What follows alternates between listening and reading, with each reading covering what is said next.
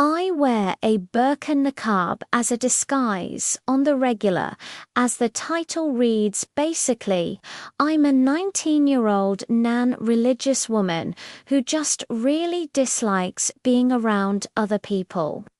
I also have a lot of friends, colleagues, who lives in the same area as me that I often see at bus stops, shops, etc. To avoid being recognized by people, I usually wear a niqab face and body covering veil whenever I go out to run errands. I usually wait until no one is at the same street as my house before I leave, as it would seem weird that a random woman in a niqab would regularly leave or go into my home. Though I do get stares since I live in a non-Muslim country, it is still very common for women to wear hijabs in my city, and you do see a woman in a full coverage veil sometimes. Even though I get stares, I feel so much more comfortable knowing that no one can actually see or recognize me. I did the most deplorable and unforgivable thing when I was a teen. A few years ago when I was 18, I honestly don't know why, but I had a phase where I wanted to know what sex would be like, specifically with an older guy, and I in fact ended up doing it with someone who was 40. But that's not even the worst part. I had the bright idea of doing it at my parents' house and got caught. I'm not going to go into detail about how my parents reacted and what they did, but I'm sure you can imagine that it wasn't a pleasant encounter at all. If I could go back, I would never lose my virginity to an older man. I remember before we did it, he showed me pictures of his kids. His youngest was 7 and his oldest was 12. Reality started to set in. His kids could be my siblings, and my youngest sibling at the time was 13, so of course only 1 year older than the oldest one. I truly started to regret it when we started having sex. All I kept thinking the whole time was, maybe I shouldn't have slept with someone who is old enough to be my dad. But most of all, what makes me feel deplorable is agreeing and letting him convince me to come to the house. My family said I put them in danger by doing this, and I've continued to feel a lot of guilt for what I did to them. I guess if anything, this can be a cautionary tale because the insane amount of shame and regret that I have is heavy. And it can never go away, even though it has been several years now, because I recognize that I did a very terrible and unforgivable thing. I lied about being hit by a car, and on being paralyzed, I male 30 lied to my parents, my friends, and everyone around me about being hit by a car when I was around 17 years old. I lied and created a situation where I pretended to be unable to walk or move around after the accident.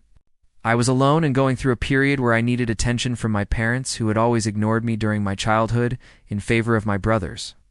This led to a 3-year period in my life where I was paralyzed in my bed and didn't leave my room except to visit doctors and hospitals. The doctors didn't understand the situation and thought it was PTSD following the accident. It was resolved by a hypnotherapist who managed to unlock the anxiety I felt about going outside and the spiral I had created for myself with my lies. I never told him or any other therapist the truth and just took advantage of the way out he offered me. It's such a big part of my life that I've never told the truth to my partner. We've been together for 5 years, my parents, or my psychologist. Nowadays, whenever I talk to my new friends about the end of my teenage years, I say that I was hit by a car and was paralyzed for 3 years before having surgery on my spinal cord, which solved the problem. Everyone accepts this story. Tired of living a lie, I've been thinking about talking to my psychologist about it recently to resolve some issues in my life, but I can't bring myself to do it. I know it's wrong, and I hate myself every day for choosing this path, but it seemed like the only thing I could do to survive in this awful part in my life. I've been lying to my parents for 3 years about going to college. I've been lying to my parents for 3 years saying that was doing online community college. Once I graduated from high school, I wanted to find a job, but my mom told me, no, you need to go and do college. So I applied, did the whole process, choose my classes, and waited until it started. Once my classes started, for some reason, I just didn't go to them. I really don't know why. This continued for 3 years, and you want to know what I was doing for those years? Absolutely nothing. I was just being a failure of a son waking up every day just doing nothing while my parents work hard. The reason I'm sharing this with you all is because I'm going to tell my mom early tomorrow. Will I guess today since it just hit 12?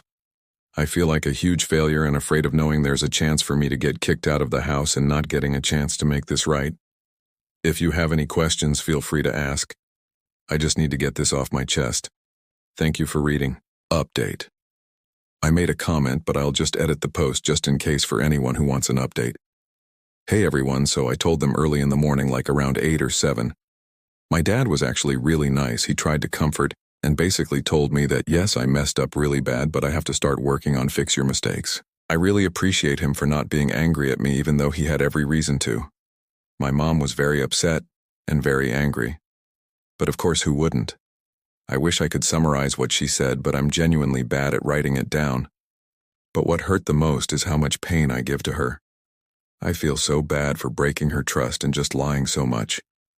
After the conversation, they head out to run some errands. I stayed home and I won't lie, I was crying really bad and I was just blaming myself for how useless I was and how I failed everyone.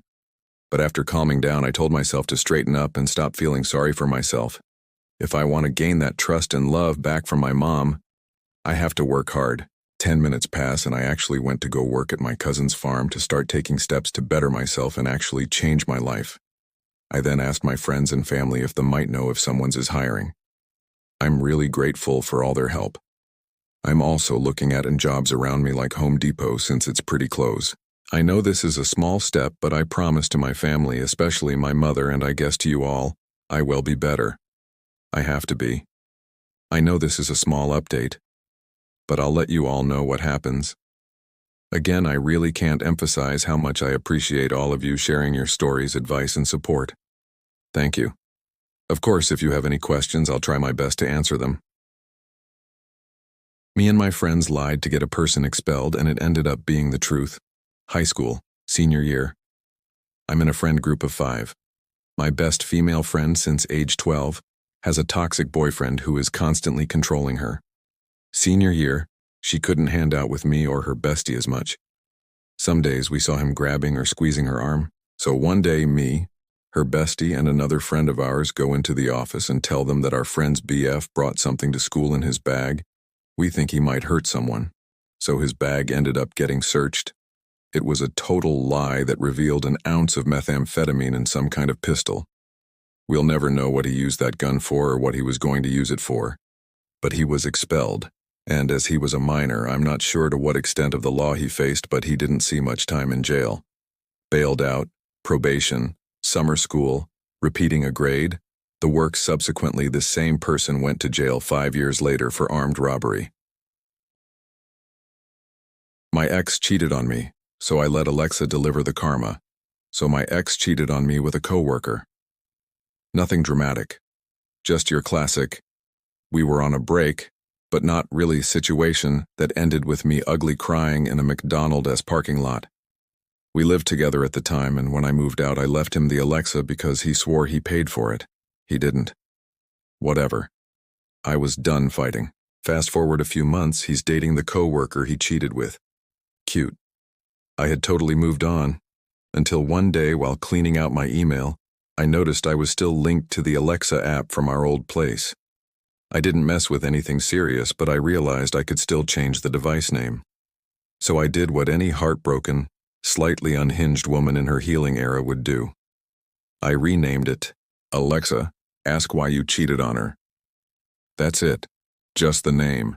Apparently, when his new girlfriend would say, Alexa, casual couple stuff like, Alexa, play love songs, the device would respond with, sorry, I didn't understand.